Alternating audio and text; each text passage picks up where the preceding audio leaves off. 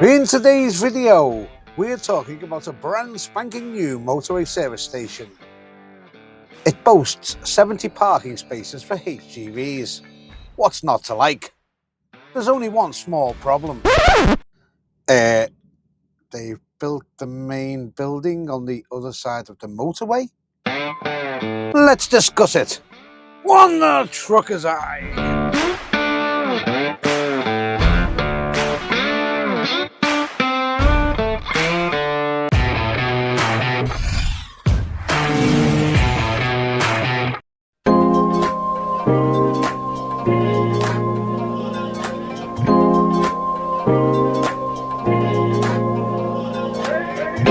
January 2025 saw the opening of the brand new Welcome Break service station at Rotherham on the M1. The site is located just off junction 33. At the time of making this video, the services is so new that even Google Maps hasn't caught up yet. In fact, Google Maps shows the land as being in the preparation stage. The new services will provide up to 230 jobs for local people. This is the 60th service area to be opened by Welcome Break. Welcome Break were acquired by Apple Green, an Irish company, in 2019. Depending on what you read, these services cost anywhere between 40 and 55 million pounds to build. We'll revisit the cost of the build further on in this video. There's no shortage of food outlets at the new forecourt. High street food outlets such as KFC, Burger King, Waitrose, Pret, The Good Breakfast and Chopsticks are among just some of the names at the new plaza. Certainly a lot more choice than there is at the Burton Wood services. So this is us just coming off at junction 33, and as you can see the services are on the right. So we're going to be turning right at the roundabout for the services. Except we're not. We're going to be turning left into the services. What they've cleverly done is utilised an existing tunnel underneath the M1 alongside the railway. More on that in a moment. But as we take a left turn off the roundabout and into the main service area, you'll notice this sign. Basically, the facilities for HGVs are on the left. All of the traffic is allowed to continue straight on. And as we turn left, we are in a lovely brand new HGV parking area. You'll also notice that there's spaces for caravans. Directly in front, you'll notice a refuelling area for HGVs, but no sign of a shop. There is a shop, but it's at the other end of the lorry park. So here is the shop in the truck parking area at Rotherham Services. As you can see on the left, there's even a gym. Also within this building, you'll find brand new showers. And obviously with it being a brand new build, the toilets are also exceptionally clean and brand new. And to answer your question, no, I don't normally film inside gentlemen's toilets. Now I'm sure most of you have already worked it out that this isn't the main plaza building for the services. And this is what's causing a bit of an annoyance for truck drivers. If you just look at the road to the right hand side of the building that we're looking at, you'll notice the sign on the floor saying services. And that's because the main service area is on the other side of the motorway. For the majority of truck drivers parking at Welcome Break, you will need to pay £35 to park the truck. For most truck drivers, they will then claim that back off their company. Ironically, companies pay more to park the trucks overnight in a service station than the drivers earn from sleeping out away from their families in it. However, depending on the service station, you will be issued with a meal voucher. For example, for paying the £35 at this service station, Welcome Break will give you a £12 meal voucher. These vouchers can be used across the Welcome Break network. Unfortunately though, they have an expiry date, you know, just like money does. I've never understood why when you exchange money for vouchers, that the vouchers can have an expiry date and run out on you. But just why are some truck drivers annoyed at the layout of this service station? Well, if you want to eat a proper meal rather than something from the shop, you need to walk over to the main plaza building, and that is down this road here. At the time of recording this video in March 2025, you were unable to spend your HGV vouchers in that same shop on the truck parking area that you bought them in. The good news on that front is that things are about to change and you will be able to use your vouchers in that little shop. The bad news is if you still want a proper meal, you've got to walk all of this way towards the main plaza. Now most truck drivers I know would rather eat their meals in their own truck whilst watching the television and relaxing after a hard day's work. But if you walked over to the main building to bring your food back to your truck, there's no way it would still be warm by the time you get back. I'd really love to know what the ratio is to the meal vouchers being given out on any given day at Rotherham services, as opposed to how many are actually cashed in on the same day in the main plaza on the other side of the motorway. Ironically, Welcome Break are the company behind Rodwell Truck Stop, which is also one of the best truck stops in the country, and also newly built.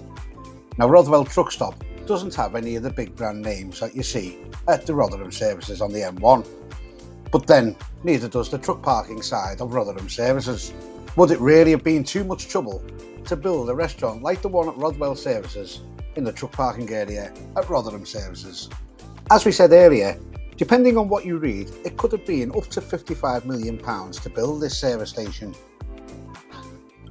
If you were so insistent on pushing truckers away as far as possible from the services, then surely it might be feasible within that £55 million to build a metal walkway bridge across to the services from the truck parking area. But it's not just the separation of the main plaza from the truck parking area by a motorway that is causing all of the complaints.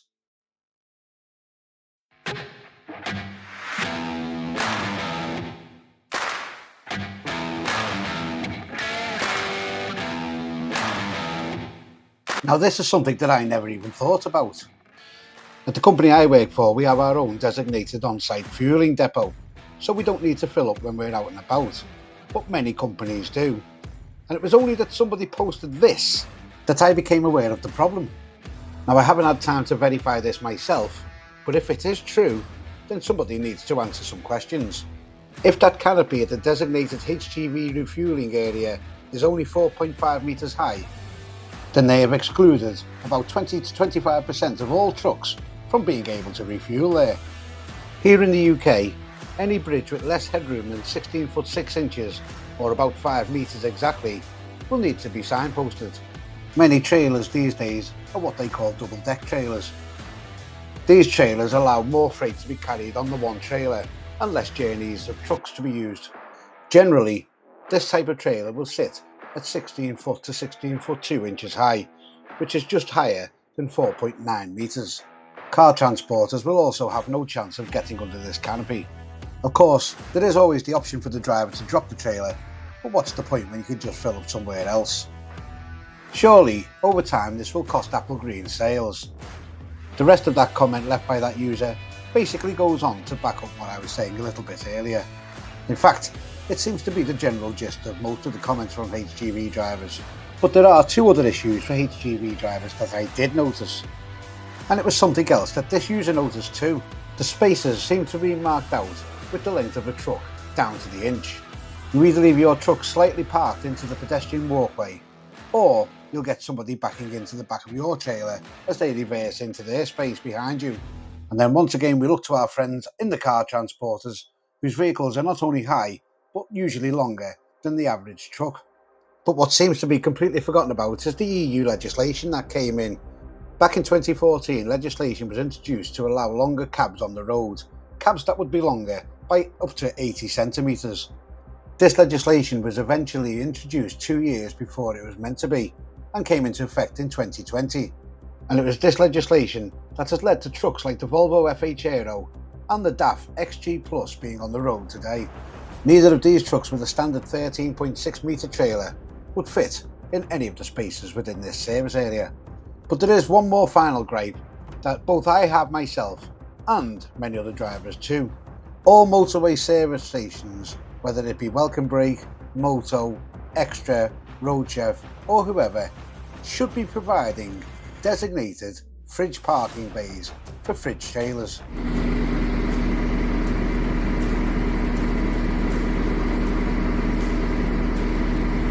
Sleeping in a truck with a 2-litre engine running behind your head isn't for everybody. At the moment, motorway service stations are usually just a free-for-all, but it would be nice if they had a designated set of spaces in which truck drivers with fridges could park away from the other vehicles. And that also works the other way round. Drivers who wish to get a nice quiet night's sleep would know where to park away from the fridges. If you do have a running fridge and the parking up later in the evening when there's not many spaces in the services available, you can probably expect a much more frosty reaction from other drivers than if you drove in and declared that you have leprosy. So it's once again over to you guys to get in the comment section. Have you been to this services and what did you think about it? Do you think there's room for improvement on future services that are going to be built? Welcome Break themselves have just announced another brand new service station. Interestingly, this proposed motorway service station from Welcome Break will be on the exact same junction as the Moto services at Bridgewater 2. The Moto service station at junction 24 is highly inadequate, especially for HGVs. Not only will Welcome Break have competition from their rival, but there's also a truck stop at junction 24, and it's one of the best truck stops in the country. It even has designated refrigerated trailer parking. More truck parking is badly needed within the UK, and it's great to see that these new service stations are being planned and actually built. But if I had to give a 3-word review to this brand new Rotherham services to Welcome Break, my 3 words would be, could do better. I'll see you all next time. One the trucker's eye.